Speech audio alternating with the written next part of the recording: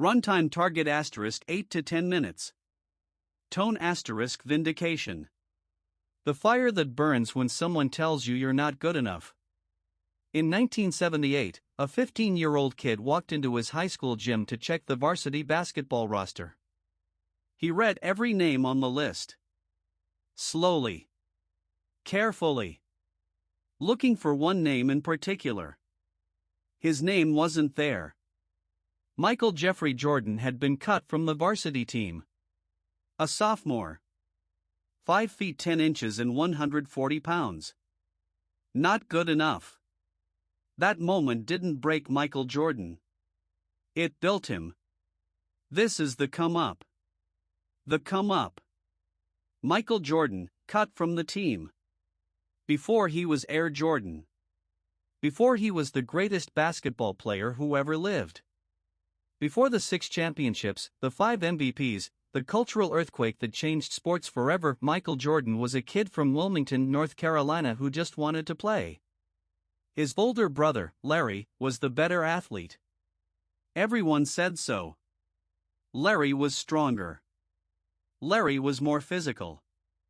Larry was the one who could dominate a court. Michael was the younger one. The skinny one.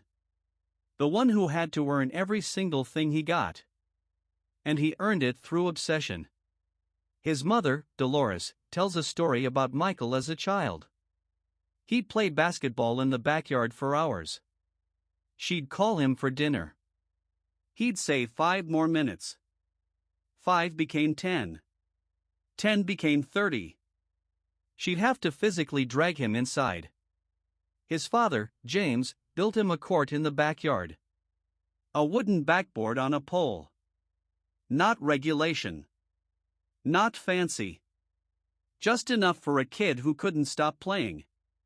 By the time Michael entered Emsley Laney High School in Wilmington, he was a basketball player.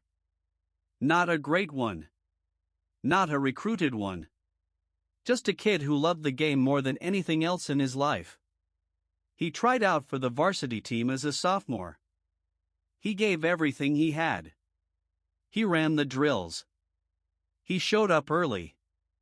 He stayed late. And when the list went up on the bulletin board, his name wasn't on it. His friend, Leroy Smith, made the team. Leroy was 6 feet 7 inches. Michael was 5 feet 10 inches. The coach, Clifton Herring, needed height. He took the tall kid and cut the short one. It was the most painful moment of Michael Jordan's young life. Michael went home that day and locked himself in his room. He cried. Not the quiet kind. The kind that comes from somewhere deep, the kind that a 15-year-old boy doesn't want anyone to hear. His mother heard it. She didn't coddle him. She didn't call the coach. She didn't write an angry letter. She said something that would change his life forever. The coach made a decision. You can accept it, or you can prove him wrong. Michael chose to prove him wrong. But here's what most people get wrong about the Jordan story. They think he was motivated by anger. They think the cut was fuel. And it was, for a while.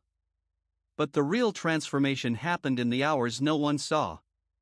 Michael didn't just practice more after getting cut. He practiced differently. He practiced with purpose. He practiced with a specificity that bordered on pathological. Every morning before school, 500 jump shots. Every afternoon after school, ball handling, footwork, finishing at the rim. Every evening, more shooting, more conditioning. He grew 4 inches that year. From 5 feet 10 inches to 6 feet 2 inches. Then to 6 feet 6 inches. But the growth spurt didn't make him great. The work did. He made the junior varsity team. And he dominated.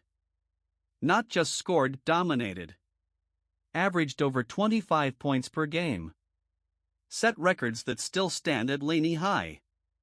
But it wasn't about the numbers. It was about the statement. Every game, every practice, every drill was a message to the coach who cut him: you were wrong. By his junior year, Michael made varsity. And it wasn't even close. He was the best player on the team from day one. By his senior year, he was averaging a triple-double. He was named a McDonald's All-American. Every major college program in the country wanted him. He chose North Carolina, Dean Smith's program.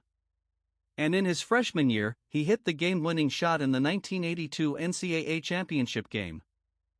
The shot. You've seen it. The left side of the court. The catch. The rise. The release. The swish. Georgetown frozen. The confetti falling. A freshman. In the national championship game. Hitting the biggest shot of his life. And yet, even after that shot, even after the championship, Dean Smith, his own coach, told NBA scouts, "He's a good player, but I don't know if he'll be a great one." That's the thing about Michael Jordan. Nobody ever thought he'd be the greatest. Not his high school coach. Not his college coach. Not the scouts. Not the Portland Trail Blazers, who drafted Sam Bowie over him second overall in the 1984 NBA draft. Everyone had a reason why Michael Jordan wasn't good enough. He had one reason why he was. You know the rest. 6 championships. 6 finals MVPs. 5 regular season MVPs, 10 scoring titles. 2 three-peats. The shot over Elo. The flu game. The last shot against Utah. But what you might not know is that Michael Jordan kept the roster from that day in 1978. The one without his name on it. He kept it in his wallet for years. Not as a reminder of pain. As a reminder of what he already knew, the person who tells you you're not good enough is always wrong if you refuse to believe them. In his 2009 Basketball Hall of Fame induction speech, Jordan specifically thanked Clifton Herring, the coach who cut him. Not sarcastically. Not bitterly. He thanked him because that moment gave Michael Jordan something that no amount of talent, no amount of natural ability, could ever provide. It gave him a reason.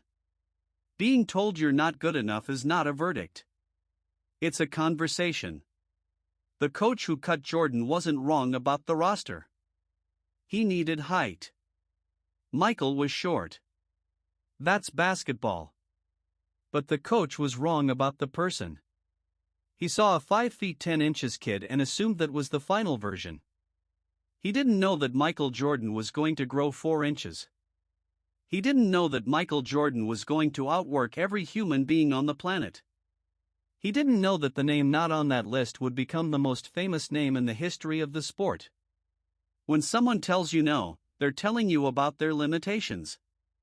Not yours. The question is, what are you going to do about it? This is the come up. Next, Tom Brady was drafted 199th. The entire NFL said he wasn't good enough. He proved all 199 of them wrong. Subscribe. Turn on notifications. The come up continues. The come up. Subscribe. Next, Tom Brady.